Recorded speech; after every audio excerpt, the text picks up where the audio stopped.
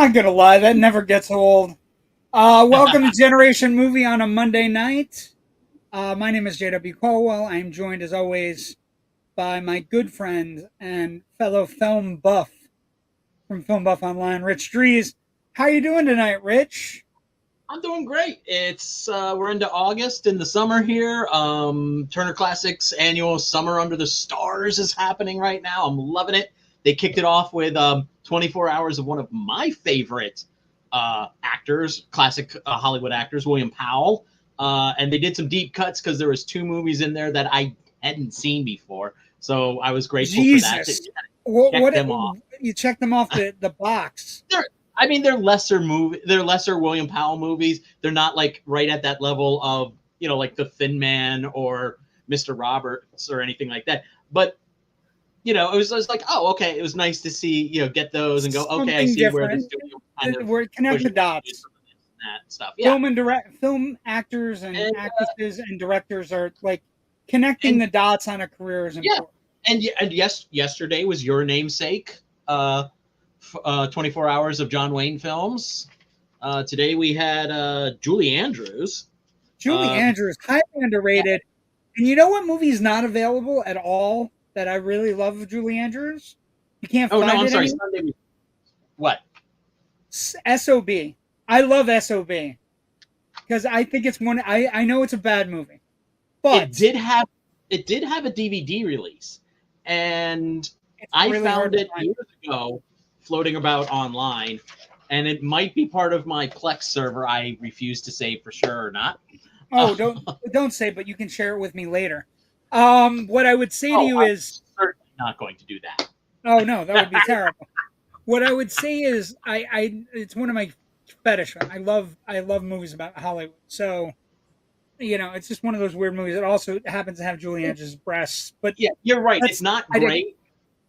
But I've only watched it the one time, but I recall watching it thinking, there's some interesting germs of some fun ideas in here. William Holden's great in it. It also I see the satire that they were going for. Right. It also predates Weekend at Bernie's.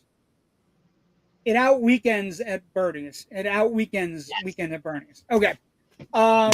This is exciting. This is exciting. I'm gonna hold it up once. You can maybe see, maybe can't. Head upside down. I'm gonna hold it up again. Okay. This is the rest of the year for Generation Movies. We have a couple vacations scattered throughout September, November, and the end of the year. But you and I kind of just went over our final shows of the year. We're going to finish up August. We have 4 shows in September, 4 in October, 3 in November, 3 in December. So should be a great end of the year. Lots of cool things on the horizon. By the way, the ticker that's going right now, if you can't read it or don't like it or whatever, if you like YouTube, if you like Facebook, by all means subscribe. This is going to be running during the entire show. So you don't have to write it down just yet, but it's there. Both of them are constantly scrolling. I have done my job. Anyway, let's talk about other things that are happening in the world of movies before we get going. Last week we had our all news episode, but this weekend, just so we're clear, Deadpool and Wolverine only dropped 54%. It had a $96 million second weekend, I should say. 54%. I really didn't expect it to drop any more than like 55%. So I was kind of right. That was about right. I said anything under 60 is a win. Because think about it, like if it grosses over 200 million, anything under 60% is a win. And it looks like it's going to clean up for the next 2 weekends. It doesn't really have any. Like Borderlands is opening this weekend, but that's the Eli Roth movie based on a video game. That's not really looking really great. The only thing really on tap that is going to take it, that might take away some of its energy is Alien Romulus, which opens in 2 weeks. Other interesting box office stuff this week: Twisters grossed $22 million, only 35% off. That movie's now pushing $200 million domestic gross.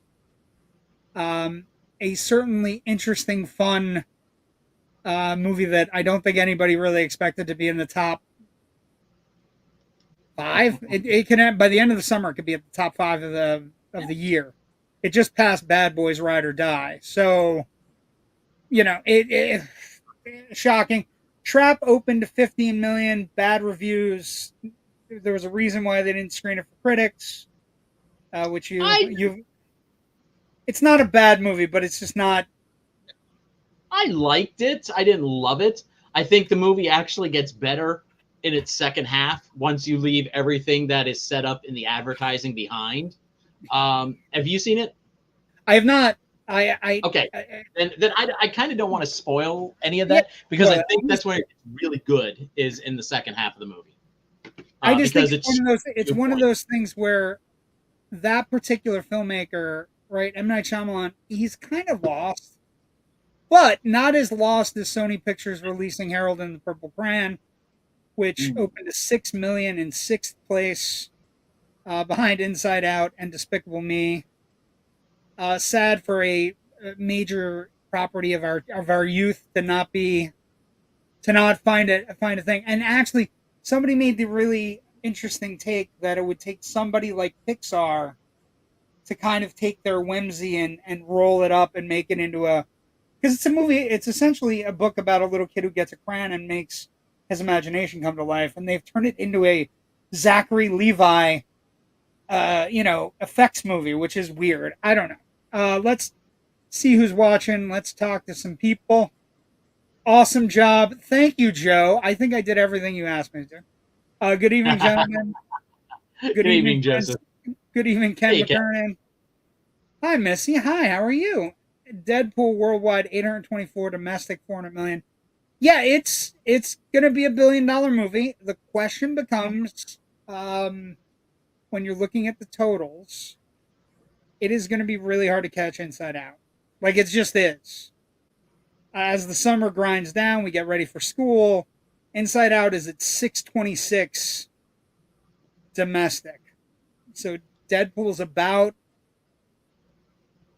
what, 226, 231 million behind. Not looking great to catch it. But to be honest, if it hits over $1 billion, nobody cares. Because then all we're talking about is Marvel's back and all these other things. We've had some other interesting hits this summer. Longlegs is still doing remarkably well. A Quiet Place, even though it premiered on video on demand, is still in the top 10. So, I mean, I think it's really, I will say, there was an article I read on Deadline where they were talking about the box office, and it was the people writing about the box office. But they're annoyed. They cursed in the article. And they're clearly annoyed at the idea that somehow that 1 or 2 or 3 or 4 hits in a row doesn't help the 2024 box office. And my answer to that is, as they put it, bullshit. Anytime you get people into the habit of going to the movies on a regular basis, all the boats rise, right? You're going to see it. We're going to see it with Alien Romulus. We're going to see it in 3. The tickets just went on sale today. By the way, if you don't have your tickets, you should really work on it. Beetlejuice tickets went on sale today, all over the country, including a weird thing. And tell me if you've heard this one, back to whatever. But Beetlejuice tickets are going to be sold on Roblox. There is a little box office being set up on Roblox, the game that all the kids play, where basically Beetlejuice 2 virtual box office launches in Roblox to sell real movie tickets in the game. So there's a Beetlejuice. How does that even work? Do they send I'll read it to you. Roblox and here we go. Roblox and Fandango have teamed up to launch a virtual box office for the upcoming Beetlejuice sequel inside of the online gaming platform. Beginning Monday, Roblox users aged 13 and up in the U.S. can purchase movie tickets to Beetlejuice via the game's Escape the Afterlife experience, marking a first for Roblox as it explores new e-commerce revenue streams. Oh, boy. I just think it's weird, but it's also like, I know my nephews will be excited. Like my nephews will talk about 20-something years Beetlejuice. ago, buying your movie tickets online in any form was considered weird too. So, Well, no, but maybe I I'm just think maybe we're wrong. Yeah, that's what I'm saying. But also the idea that there are all these other things where you and I don't necessarily see it. Like I don't see what's going on Roblox on a regular basis. Only the days I'm playing with my nephews. But they have a full Beetlejuice outfit. They have outfits for your characters. Uh, Bob is there to sell the tickets. I I don't know. It says per Roblox, as visitors enter Beetlejuice Escape the Afterlife on Roblox, they're immediately transported to the Afterlife lobby. A spooky wood brings together familiar places in the original Beetlejuice, new scenes and experiences from the highly anticipated sequel. From the lobby, fans can enter one of 3 immersive worlds where they need to escape ghouls and rescue beloved characters like Delia, Lydia, and new characters like Astrid. They'll visit the waiting room, see Shrinkers, the shrunken head guy, and his friends, and even explore Adam's model of Winter River during their rescue journeys. I don't know, Rich. Maybe we're crazy. But I think it's a great. I don't know. I just think it was one of the more interesting stories I read today. Another thing we have to talk about because I know we both seen it. I'm going to tell you right now. I've only seen the first 5 episodes. You've only seen the first 5 episodes? Son of a bitch. I've been a little busy watching all the Power movies for a whole day. Let's spoilers. I'm going to go in a little bit of spoilers, but only because that is an obvious spoiler. I love the new Penguin. I am a Penguin fan. I'm a Penguin Burgess Meredith fan. I'm a Penguin Danny DeVito fan. I'm a Penguin fan. I like the Penguin, especially a Colin Farrell Penguin fan. I love the Penguin, and I'm going to tell you this may be my favorite incarnation of the character in just the different mashup. From it's got the Penguin has Minnie Driver's voice. She's like a fucking Ethel Merman club singer, and she's dangerous as fuck.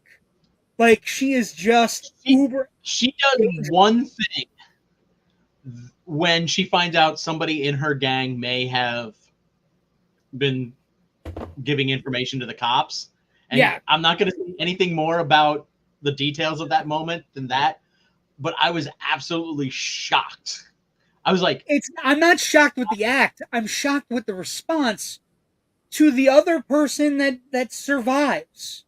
Yes. Well, there's that. Yes. I was a little shocked at the act. Chilling. And I was shocked that, I think that was the moment where the show is putting its foot down and saying, yeah, we look like the classic 90s animated series Batman. We're in streaming now. We can do whatever we want.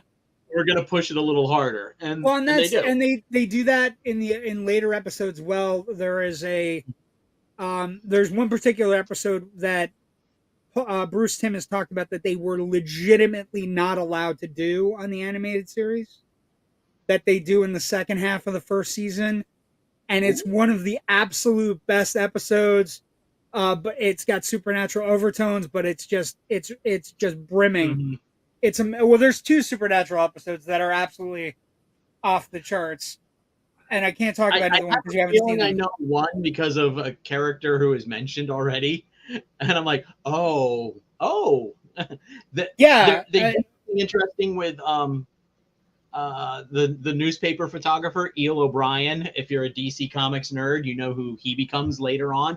Yes, possibly. And this is different from the comics origin, but I can still see the path where this version of the character winds up at that inflection point where they get their origin. It comes in. Also, they changed some manifestations of characters that were on the animated series. So in this one, it's the classic movie actor, not the young movie actor that becomes Clayface, which is a fantastic movie episode.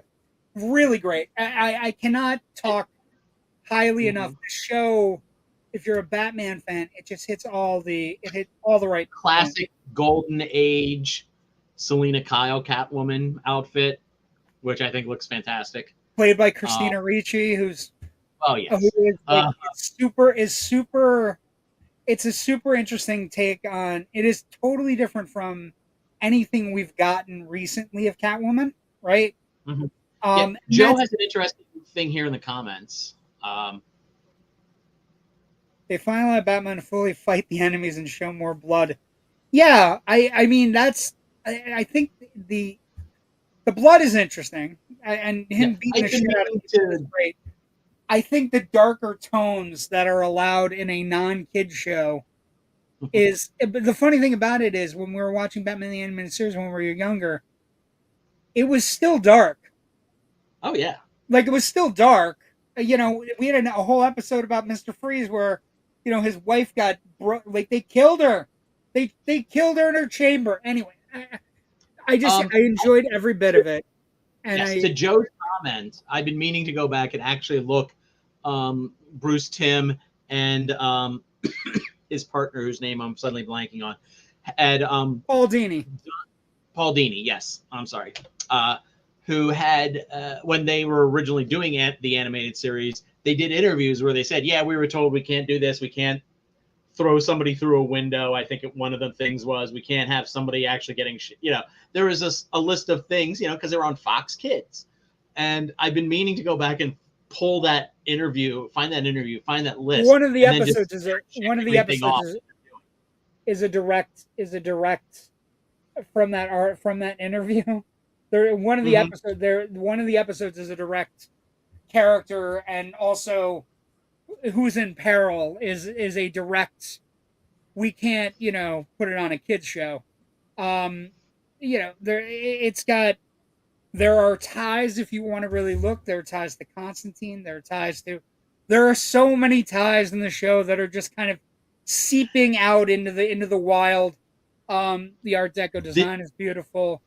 As a Fleischer Studios fan, especially their Superman run, really nice. Back in the 30s, you can see a reporter in a couple of those reporter scrums who looks remarkably like the Lois Lane from the Superman cartoons of the 30s, down to her hat. It is a great show. I can't wait for season 2. Season 1 ends on a pretty big cliffy. Oh, does it? Okay. It ends on a pretty big cliffy. Yeah, it really does. But again, it what I like most about it is you got Abrams and Reeves working together, so they're modeling a little bit. Bruce Timm is doing what he was always meant to do, which is write Batman stories and make Batman television shows. And I want to say this right now. I say it on the show a lot, but man, David Zaslav doesn't know what the fuck he's doing. I can't even put into words like how you go, you know what? There's a really good Batman show, and everybody who watched it in the 90s, that guy who created it, I'm just gonna let that show walk. But sir, we own the character, and we can just put it on, and people would watch Max. That's the episode I'm talking about, TJ, but Rich hasn't seen it, so. I do want to say one thing, too. A couple of the writers here. You've got Greg Rucka, who has written for a lot of DC comics. He knows that world inside out. Ed Brubaker, who not only has written, you know, Batman stuff, but he's also written some great, just straight up noir series. I'm trying to remember the name of it. I think it's called like Femme Fatale. And I think he also did Criminal, or no, it's just Fatale, excuse me. He's done another series called Criminal, Kill or Be Killed. So if you want some yes, TJ, we did. Yes, TJ, we did. Track both their stuff down. Yeah. TJ, welcome. I highly recommend it. Yes, TJ. Rich noticed that little character. Yeah. Every scene feels like a comic book. It's absolutely incredible. Easily one of the best shows of the year, and somehow David Zaslav, in his little widget fingers, let it slip through. So, God bless Zaslav for letting things slip through. because the more he does, maybe he'll get fired. Well, now they're looking at he's not sure how they're going to make this whole thing work, and there's been some talk over the last couple of weeks of maybe he's going to spin some part of this off of this whole. Yeah, we were talking about that. Warner Brothers, which is getting sold to some other entity is just absolutely insane. But with that, I hate David Zaslav so much. But tonight is not about David Zaslav. Tonight is about no night should be about it. No night should ever be about David Zaslav. Tonight is about not crossing against the light, being the having the brink of civilization placed upon your shoulders. Tonight, of course, you and I are going to talk about this amazingly fun 1984 movie, Night of the Comet. And I think for us, when we get into things like this, where you look up and you're making a show and you're watching movies and you're doing movies you love, this movie is one of my all-time favorite movies. And it's just one of those movies that's always stuck with me. Yeah. How do you feel? I'll be honest. I think I've only ever watched this like once or maybe twice before, before today. And the last time had to have been about 8 years ago at best. And to the point where I kind of had like totally blanked out what happens in the whole third act of this movie. I kind of remembered stuff all the way up through the department store antics. And from there on, I was like, did I fall asleep when watching this before? Because I don't remember any of this. But I found myself enjoying it a lot more. I was always kind of like, okay, that's fine. But this time around, I was like, holy shit, this movie is really dark. And good evening. You know what it is? And I think what's interesting about it is, when you start talking about the production of the movie, right? So it has a real interesting production, like how the germ of how it came. It's written and directed by a guy named Tom Eberhardt. And basically he was just this guy that kind of, he liked apocalyptic movies and he liked the idea of Empty City. And he's just one of those guys that was like, he was like studying women, like girls, like teenage girls at the time. Movie has a lot of, nods to Valley Girl, which is another thing from the production company. Same production company did Valley Girl that did this movie. Also, the same production company did a movie called Repo Man, which is also one of the cult films of the 80s. Those three movies are three of the cultural touchstone 80s movies that are just, if you're a true film buff, like if it's you've seen them or have at least heard of them, and they're just wild, kind of like crazy movies that go all over the place. But he wrote I still say maybe Valley Girl has more heart than this, but this is like a really close second out of those three. Yeah, no, I Repo Man's is the crazy one, right? It's the one that's off the wall. But this was like, one of the things that I found interesting is when you talk about it, he started writing a script about an apocalypse, and then he went and he interviewed teenage girls. This is a different time, right? A different place, different time, where you can just go around interviewing teenage girls. And basically, he set forth the idea, the concept to them. How would you react if there was an apocalypse? And what he was shocked to find is that most of the young girls in the 80s were like, it would be exciting, it would be cool. But, my big concern about an apocalypse is, what if there's no guys? Right? Which is, when you think about it, if you're a teenager and you're looking for things, and I think that comes across in the characters. You know what I mean? Like, when you rewatch this movie, it's got a lot of heart. It's an exceptionally well done film with regards to the teenage experience. Like, the girls are both they're both sisters that are part of a broken home where that divorce has crept in. So that wonderful side divorce, angle is kind of inherent, baked in the script. dad's away on some mission, like military mission, so the girls have a military background. And he basically, he came up with this concept, did all these things. But he made it, instead of making it dark and moody, although it is dark, he made it, a little bit lighthearted and kind of adventuresome, like they were having an adventure. To kind of hit on the noir thing again from Batman, the photography on this draws heavily on noir influences. It's stunning. Which I mean, right at this time, 82, 83, 84, 85, if you look at any music video, there's a whole shit ton of noir look in there. I was thinking about this today. Macaulay and everything. So yeah, look at this. Look at these pictures, Rich. Beautiful. Look at that picture. Right. Mm-hmm. This is the two girls. This is Reggie and Kelli, Reggie and Sam, and they're just like the backdrops, the concept of what happens with this comet that comes, and just basically like I love how, like, I don't know what they did like to film it this way, but the most interesting thing to me watching it again was how great it looks even 40 years later. And how many apocalypse movies have you and I seen recently where they're aping this kind of like this red, kind of a weird like vibe around, magnetic and all kinds of like weird shit. And it's just, this movie did it first. Like, we're going to talk about it in Legacy, of course.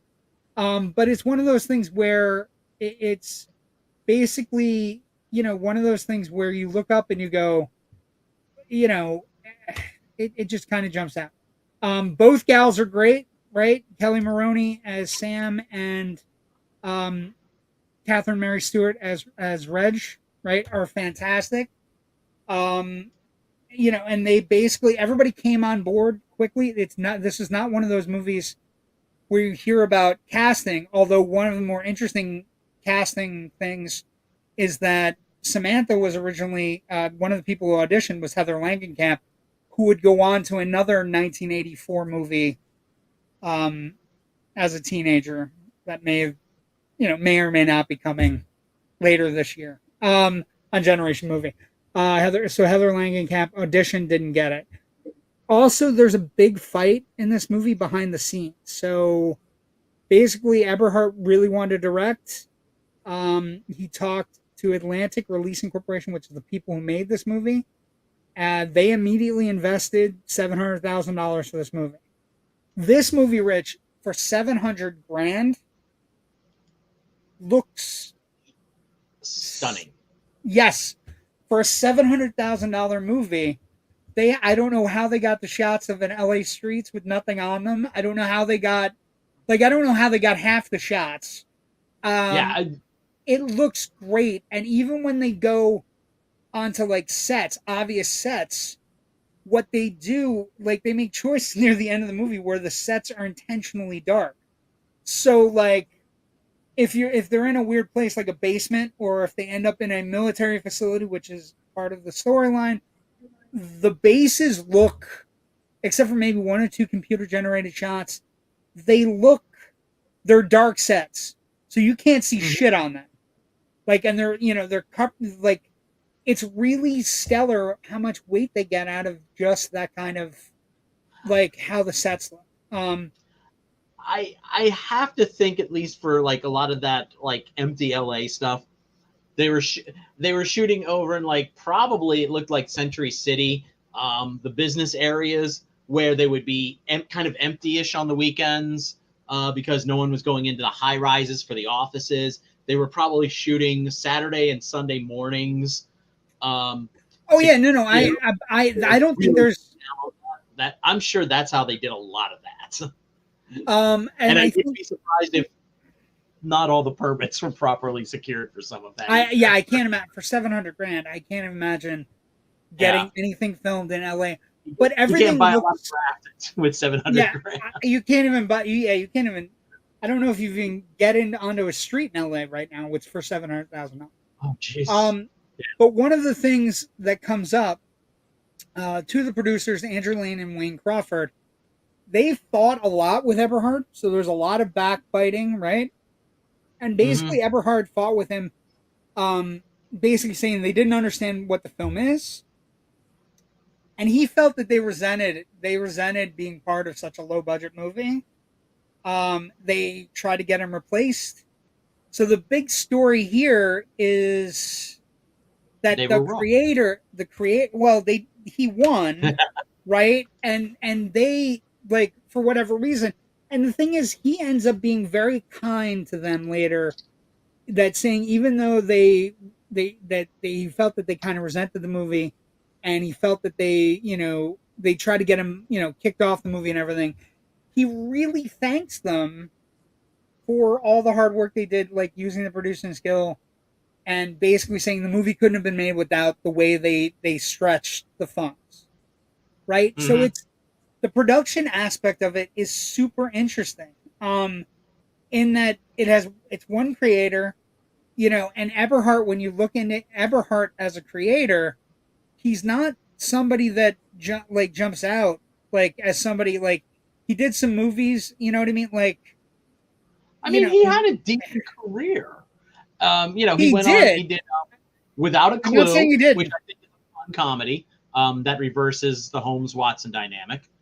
A couple of other things like Honey, I Blew Up the Kid, Captain Ron. He's a writer on. He's director on Gross Anatomy, which is a fun, Matthew Modine, Daphne Zuniga, Christine Lottie movie. Captain Ronnie's director and writer on, which is a fun Kurt Russell movie. It's just one of those things where, if you look at his career, he's probably only going to be really remembered for this movie. And he made some nice movies, but it's kind of weird that he is only going to be part of this movie. So production, $700,000. I read that today with the shots. Like, I was looking at the shots, and the shots I picked, like, that is an empty LA street, Rich. That is a real street where they're shooting their guns. This is it is really LA. Like, and the look and design of the dust and the red and the storm, super cool. These are the sets I was talking about, like, that look like government sets, but they are, if you really pay attention, they're devoid of anything in the background. Like, there's nothing, like, they're just blank walls. There's some boxes stacked up because they're in a bunker and those are supplies. In a bunker. It works. It absolutely works. It absolutely works. I watched this on Tubi, and their transfer is fine. I don't think it's as crisp as it could be, and that could be a compression for streaming issue. I'm really, looking forward to trying to find what's the best Blu-ray transfer of this movie, because it looks like a couple of different. I was reading up on that. There's a Shout Factory out there, right? I just spent $100 on the Shout Factory sale, and literally had like 8 discs land on my doorstep this morning. I'm afraid to go back to the Shout Factory site lest I spend another $100. Yeah, there's an ultra high def Blu-ray released in 2023. Shout Factory also had a collector's edition Blu-ray in November of 2013. That drew a little bit of attention at the time, because a lot of people who loved the movie looked at the back of the packaging and felt that it's very much depicted on the back of that packaging. And I read it. It's very much depicted as girls in peril in the Apocalypse movie.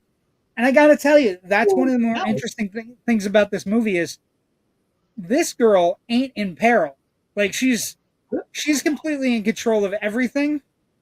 Even as things kind of careen downward, she's in control of her sexuality. She's in control of her, her video game skills. She becomes very good at killing zombies. They hand wave it a little bit by saying, yeah, Dad, took us to the army base and taught us how to shoot. And then at one point he suddenly he realized, well, we're never going to be his sons. We're only going to be his daughters. Yeah, it's a great line. Also when Sam says to her, Dad would have gotten us Uzis. And Sam's, Reggie's response is, but the MAC-10 is what housewives are supposed to be using. Which, again, in the 80s is a funny joke, but not a little bit scary now. But anyway, so production finishes every week on like Miami Vice at that point. Yes. Let's see. Have Cheetah. Good evening, Have Cheetah. Will view. Kelli Maroney looks amazing in Night of the Comet. I would concur.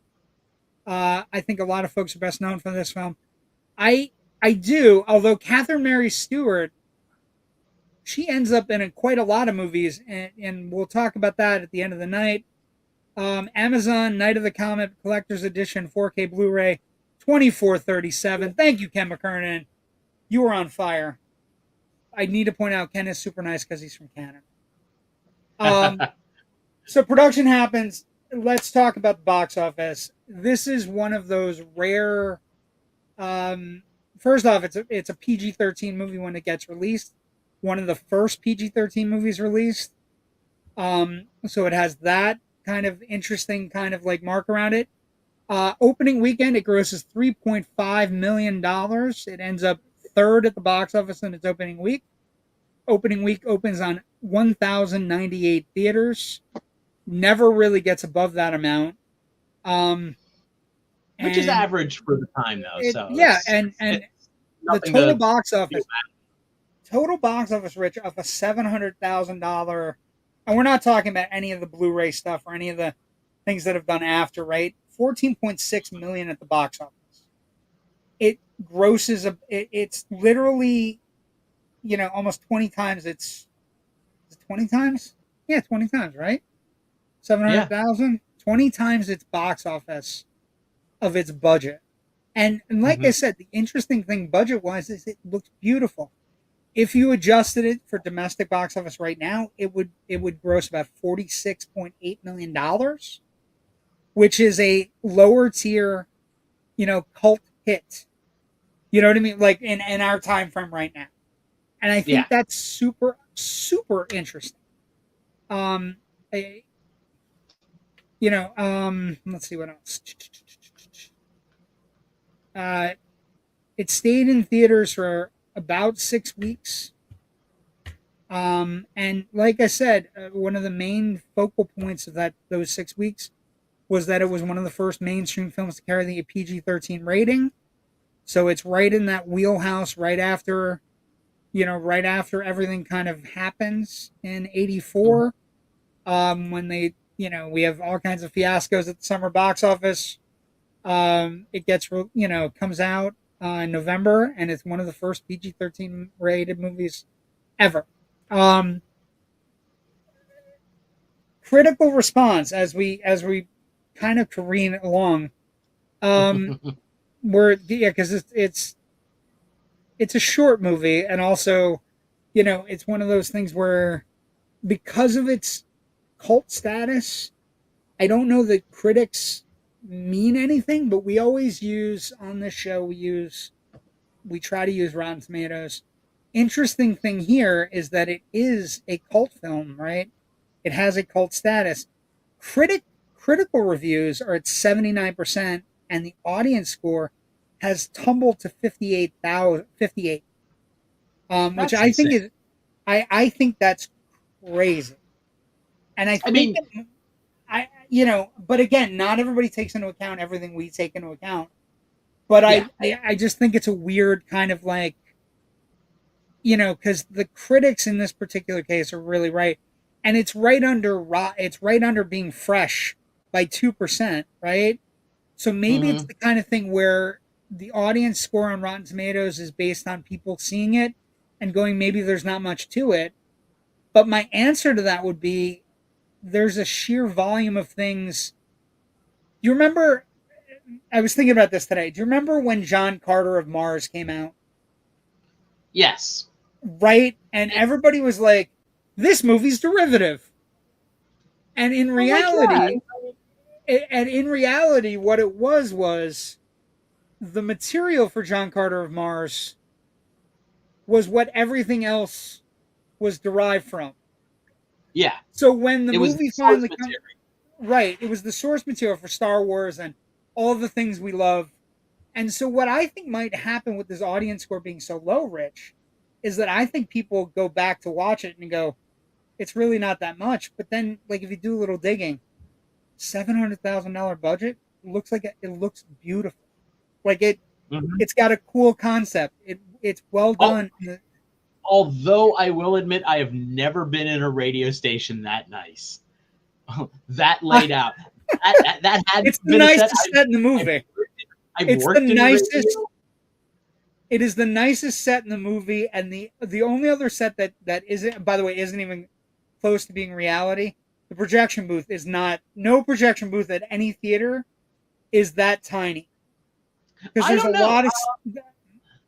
There's a lot of stuff going on. Some of the stuff at the El Rey, so I was kind of think, which is also the movie theater from the end of Jay and Silent Bob Strike Back. So I was half wondering if they had shot right there in the projection booth themselves. And remember, if you're sitting on one side with your cameras and everything, it's gonna you're basically you're cutting it off. Yeah, I don't know, but like I said, I think the 58% audience score is somehow people going back and looking at it and going, "Oh, this is a cheesy '80s movie. It's not that great." But then, you think about everything they put into it. I think that's, I don't know. I don't get it. Some of the major reviewers, the top critics who took a look at this movie, Variety staff is really interesting because it's not like one person. Vincent Canby had a great review where he said, "It's a good-natured end-of-the-world B-movie written directed by Tom Eberhard, a new filmmaker whose sense of humor augments rather than upstages the mechanics of the melodrama." I think that nails it. That is a particularly right on. It is not necessarily end of the world, although there is end of the world elements. But they still go shopping. You know what I mean? Like, I think the Kelli Maroney character gets more to do comedically. I think the Catherine Mary Stewart character is too busy being deadly serious because she's already run into a zombie. And to be honest, I don't think either of these girls have too much of an arc in terms of character growth or anything like that. Oh, no. It's all about shopping and Uzis. Girls at the end. Shopping and Mac 10s, baby. Shopping and Mac 10s. And I think, when you look at this movie, I think when you watch it, first off, I do love that Tom Eberhard was in on something and understood something that I don't think a lot of people, I think you and I get it, and I think a couple other people get it, but the 80s are just rife with these amazing female protagonists where every year you and I were treated in the 80s to strong women, right? And the idea that they're written strong, in particular, the first PG-13 movie, I think one of the arcs that's really super interesting about Reggie is that she is, she kind of is in her own skin. Like Catherine Mary Stewart plays her as, I love video games. I don't want to walk the aisle because they throw dots at me. By the way, for anybody who's ever worked in a theater, dots fucking suck to get hit by. Dots. I'm not going to lie to you. Dots and Juji fruit are the two worst fucking things to get hit with. Well, they're the two worst candies, too. They're absolutely the two worst candies. Absolutely. Like shoes and a few other things. Oh, but I have very dots, weird and strict. Dots and fucking Juji fruit are the worst. She's absolutely right about that. I think one of the things about this movie that I really particularly enjoy is it's short, it's to the point. You know what I mean? Like it has that weird thing, that weird narration at the beginning that kind of like makes it bigger than it's gonna be. It's just this weird kind of fun. A few months beforehand, but it reminded me of the very serious intonation at the beginning of Little Shop of Horrors. Yes, or or History of the World or any other comedy, right? It kind of has a comedic overtone to it. I really like the can't characters. really remember that being a device in actual 1950s science fiction films. You know, so That's it's like also almost true. Like we invented a cliche just to make fun of it that never actually existed, which is Kind of genius. insane. It's kind of genius. Yeah. And that's the thing. I think one of the things about this movie, from a critical standpoint, we talk about movies all the time that are behind the like the times, right? That are like, we talk about movies where they kind of like look at things in the way they're, how they view women or whatever. I love that Reg is fully developed before the movie starts. She knows who she is. She knows who she sleeps with. She's gotten mono a couple times. Like she is, but she doesn't like. There's a sequence at the beginning where the projectionist friend says, "I'm going to give you $15. You stay with me. We'll collect the movie." Oh, by the way, they're illegally copying "It Came from Outer Space," which my dad, I know, when we saw it when I was younger, he got a kick out of it, and now that I've seen It Came from Outer Space, I get a kick out of it too. Fully 3D print, by the way. And he offers her $15, and she goes, "Yeah, I'm gonna sleep here. I'm gonna sleep with you. You're gonna offer me $15." And he says, "You're worth a lot more than that." And she goes, "Yeah, but I don't like the premise, right?" And so, she is one of the first fully developed teenage in the '80s, and this is the first PG-13 movie. She is fully developed in her sexuality. She's also fully developed in a sense of she knows who she is. You know what I mean? And it's really strange to find '80s movies with teen girl protagonists where they're this fully developed, even though it's not. It's only an hour and 30 minutes, right? I was amazed at that, and she's really strong and really fun to watch. And then her sister comes in, and her sister gets to play totally off of her, right? So it's straight man and comedic, like, there's a sequence. I was gonna say almost. The dynamic. I mean, it's played very differently from the parallel I'm about to make, but it felt very much like straight person who knows their shit versus goofy person who's kind of half oblivious to what's going on. It felt very slightly like Abbott and Costello to me. A little bit, yes. And the thing is, so they're like a good pairing, and then when they add people into the pairing, it there's a little bit of tension. Like when you add a girl to an Abbott and Costello movie, they're both fawning over, right? They're tripping over themselves. The person they add in this particular case is Robert Beltran, who Star Trek fans will later know as Chakotay. From Voyager. Or as I like to call it, Gilligan's Starship. But yeah, and so he gets added into this mix, and basically, everybody comes into it, and it's kind of this weird amalgam. Everybody gets put together. It is an apocalypse movie with very little apocalypse. There are people that are infected. There are people that are dust. There are people that are infected that are going to become dust. I also love the concept that the government agency in this particular case, represented by these two characters, is in a bunker, but they forget to shut off the air. Duh. And it's an interesting thing. But Rich, as we get into Legacy, this becomes a defining premise. Rich, in apocalypse movies, do we trust government people? No.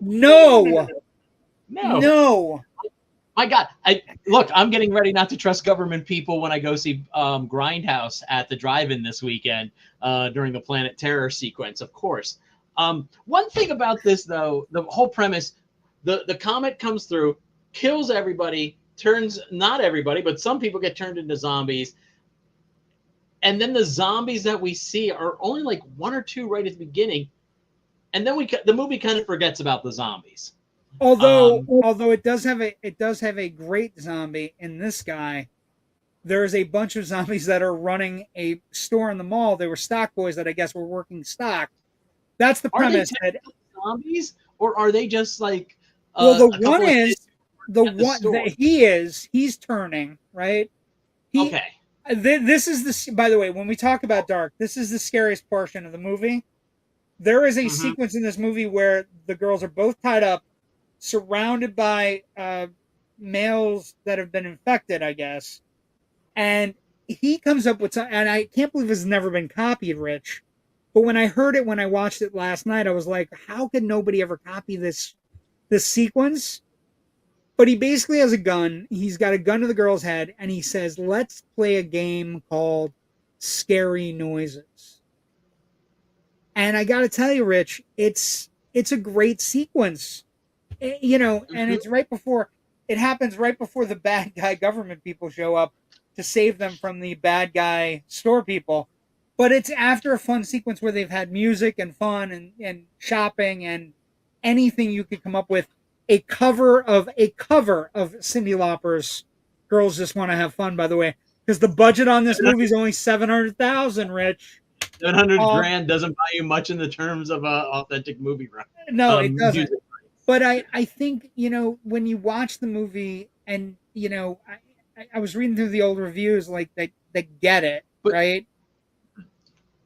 Go ahead. But I like the idea, though, that I kind of like the idea that the movie forgets about the zombies for the most part, and basically just goes down to when something bad is going to happen, humanity is not going to pull together. Humanity is going to be at its worst.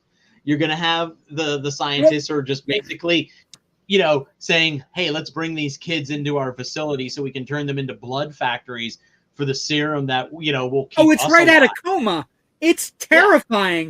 Yeah. Like, you know, I like, and just the and everybody, like, the other cool concept that happens. It's a very cynical.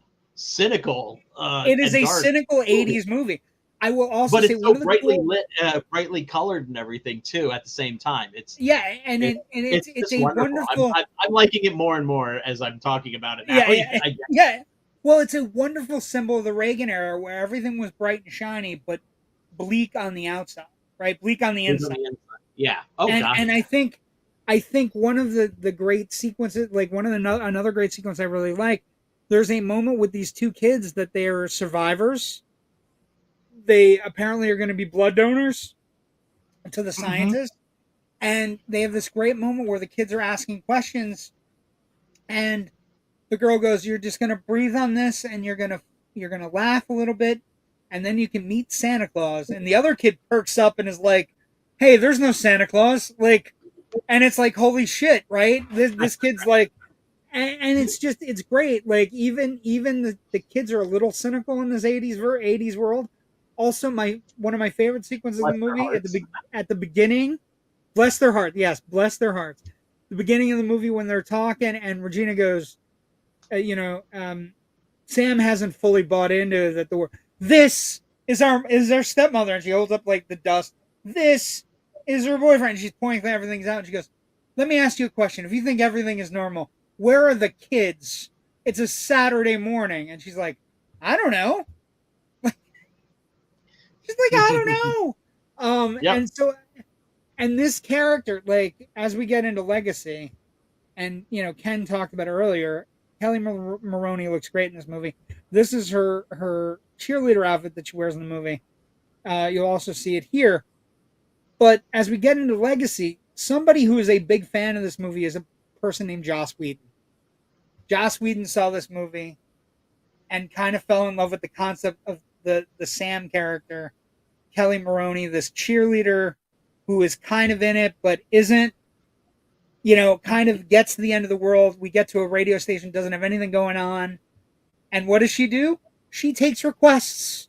She starts playing her own music, you know, and she starts making her own rules. And it's Joss Whedon. It is rumored that he had seen this movie, he loved this movie, and it is the basis when we talk about Legacy. This movie, Buffy the Vampire Slayer, is a direct descendant of this movie. Yeah, I don't think Buffy would exist without this movie. Let's see. Ken writes, my triple bill, Night of the Comet, Night of the Creeps, and the Blob remake. And today is the anniversary of the release of the Blob remake in 1988. So nice. I'm going to tell you right now, Ken, you comment on a lot of our shows. This might be your single greatest comment of all time. Because that is a great triple bill. That is a wonderful, because all of the movies that you're mentioning here, while they were fresh and original and creative in the 80s, even the Blob remake, while they're fresh and original, they all harken back to other things. One of the nice things about this movie, legacy wise, is the movies it celebrates, right? So one movie that I cannot get out of my head, when you look at a picture like, again, this red or them sitting on the car, I can't get out of my head that Tom Eberhart, when he was thinking about making this movie, he talks about the Omega Man. The Omega Man is a 70s Charlton Heston movie that has a movie theater in it. It has, they're both zombies and vampires, depending on how you look at it. But a lot of that movie is represented in this movie, right? So it not only is it a legacy where it gives us Buffy in the future, it is a movie that celebrates the past, right? Which is an amazing kind of like, it's nice. It's a nice kind of like, it's nice when you can have something that, and also you were talking about some of the things that harken to the past, the scientist being creepy, it creates its own fucking genre. That's what I'm saying. When you get to the 58 audience score, right? If you go back and you watch this movie and you go, of course the government people are crazy or whatever, or they're out to get them or whatever, right? They have a weird puzzle picture on the side of their car, right? If you grew up watching, it's like a circular maze. It's a maze, right? It's like a puzzle. If you grew up watching Lost, how can you go back and watch this movie and go and not go, of course the people running the government facility are evil. So maybe you take a few points off of that, or maybe you go, why isn't it Cyndi Lauper version? I think there are reasons why. It's one of those movies where I had a John Carter of Mars feeling about it when I looked at the audience score, like that everybody got there after the fact and they were like, this is a little bit like Buffy. And it's like, no, Buffy is a little bit like this. And I just think, other legacy things that I was thinking about, like, there's a sequence at the end. It's what I took my caption from tonight.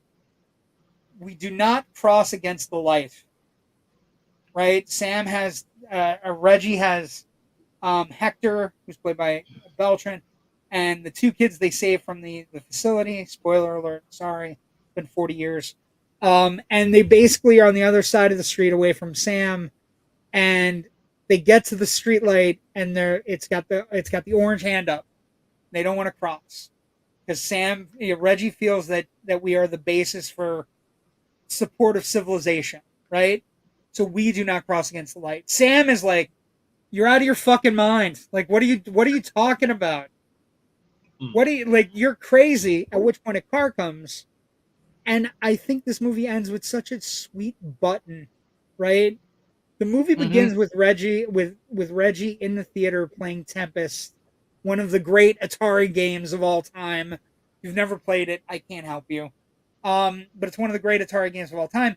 When she puts her high scores in, she's the high score, like when they used to have at arcades, you'd put a high score in and it was 1 to 10. 10 best scores. She knocks everybody out on the morning the comet has already hit. And one of the people is DMK. Of course, Sam meets DMK, who's, I think it's Danny Mason. What is it? It's an incredible name that I just, like, I can't believe I've forgotten. Danny Mason Keener.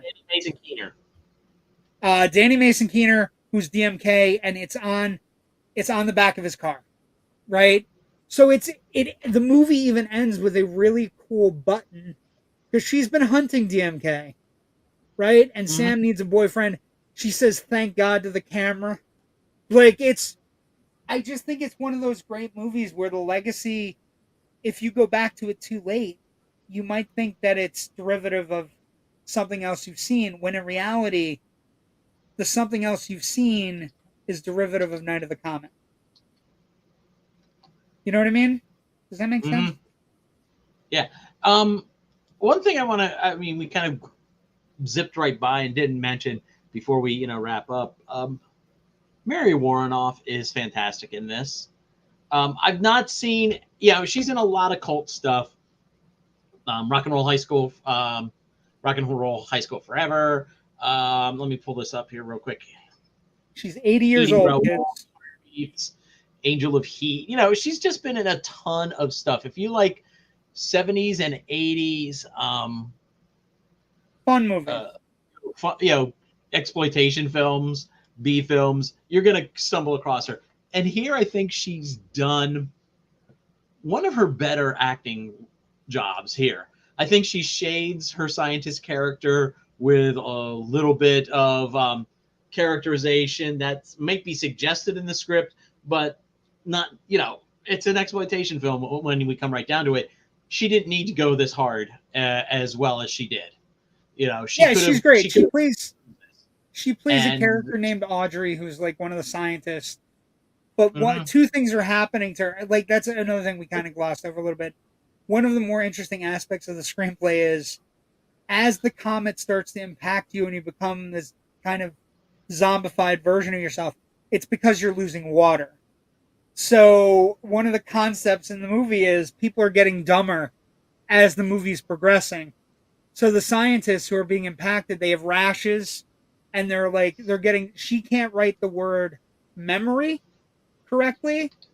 And then she has this great moment with Beltran where she basically says, I didn't want to kill any kids.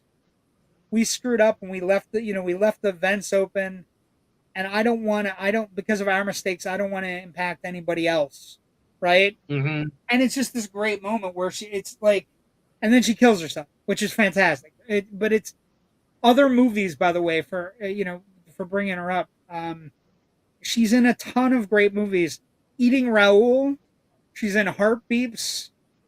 She's in which nobody did absolute. I'm going to tell you right now, Nomads, Terror Vision, and Chopping Mall were all something I rented when I was a kid. Rock and Roll High School Forever comes later in '91. But she's been making movies. She's in The Devil's Rejects recently. She was in the fantastic The House of the Devil, which is if you're a fan of Maxine and X and Pearl, that's the same filmmaker. He's fantastic.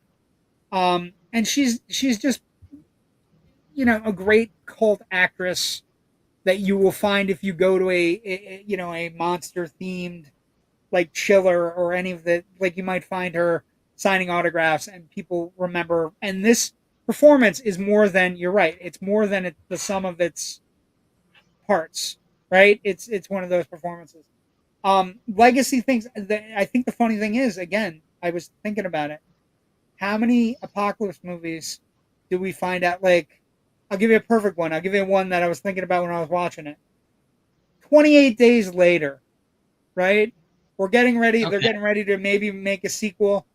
I think it's in the can, and they're just trying to find a schedule for it. Trying to find a spot for it. But Cillian Murphy, if you remember the movie, Cillian Murphy eventually gets to a point. Cillian Murphy and the two girls he's traveling with, they get to a point where there is a military component to the movie, right? And the military at first seems like, oh, we got everything cool, but they're plotting to do horrible things to the girls he's with, right? So they have to break out and find their own place. Other, like Day of the Dead, you know what I mean? Like, it's something interesting, but this movie, I think, is the beginning of genre staples that we will come to love and hold dear to us for horror films for the next 40 years. And I just, it happens every time there's an apocalypse movie. Don't trust the people in charge. The people in charge are hiding. Like, think about, and this is a weird one, but also a zombie one, The Walking Dead. Every time the characters in The Walking Dead come across a military or government operation, you get the governor, or you get Negan, right? You always get people who have taken the worst. And I just think this is one of those movies where it's happening beforehand. It happens, and I think that's why the score, I can't recommend it highly enough. It's a wonderful, fun apocalypse movie. I think that's a perfect place to end, right? Yes. So before we get to, I want to talk about the rest of August before we go any further. So it didn't happen this way, but it did happen this way. Catherine Mary Stewart is the star of this movie, but next week when we do this little movie called The Last Starfighter, we will also get Catherine Mary Stewart. Yep. And Lance I will tell my Guest story about going drinking with Lance Guest. and Dan O'Hurley, one of my all-time favorites. And this movie is from 1984. It is a fantastic, wonderful, amazing, extremely underrated, a 1984 movie, and so far ahead of its time, Rich, with the concept of video games being put on Earth, with the idea that if you're really good at a game, maybe you'll save the universe from an alien armada. There were a number of really dumb video game inspired movies in the mid 80s as that video game revolution kind of exploded.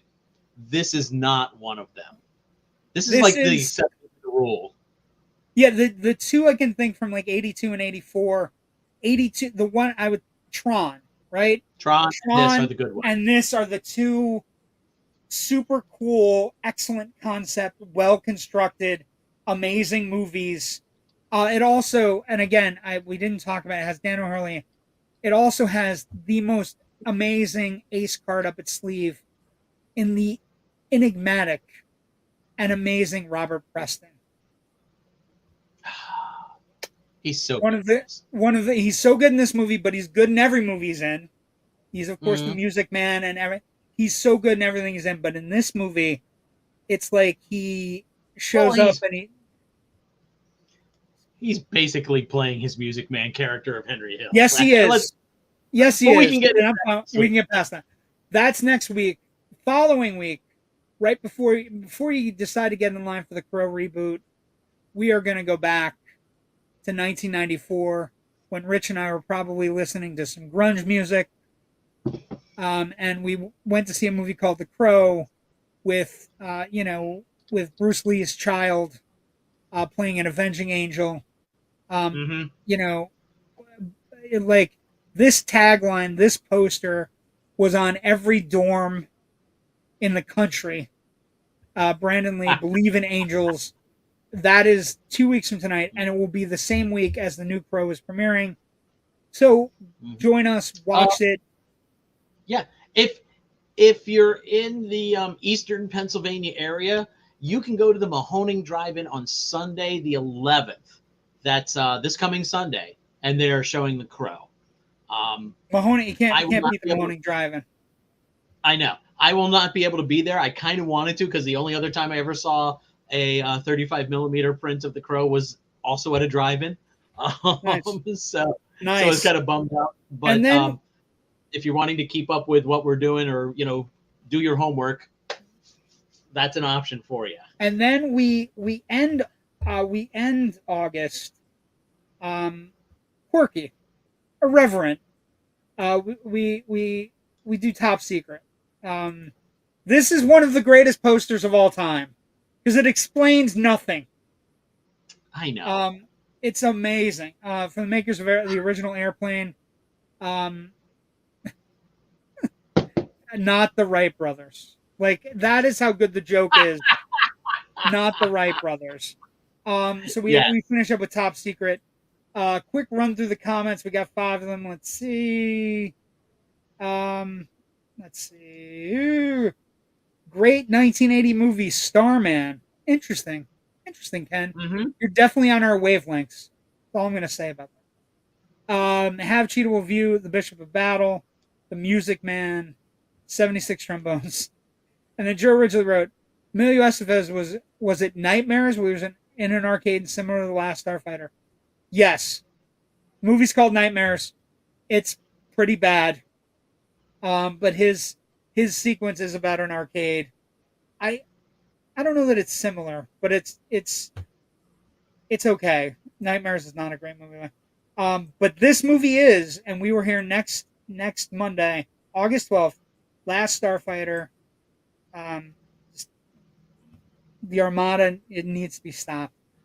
Rich, where can people find you? All of my writing can be found at FilmBuffOnline.com. We also have a Facebook page where we let you know when everything new gets posted. Also on the Facebook page, we also have some occasional posts about film history for things happening on that day.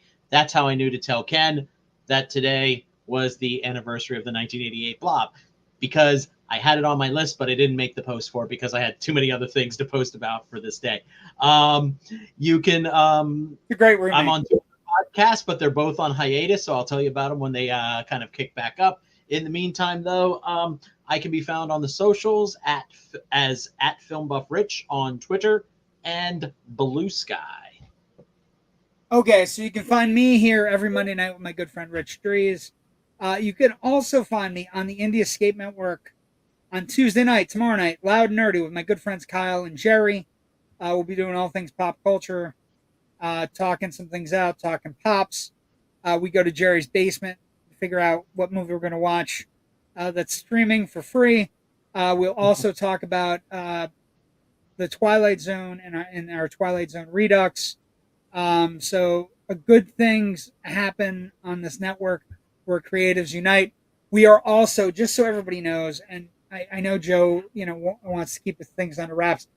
We are getting ready to kind of launch and do some major things with other people. So like great people like TJ Bowser, who was commenting earlier, and the amazing How Cheetah Will View, who I will be on his show in a couple of weeks.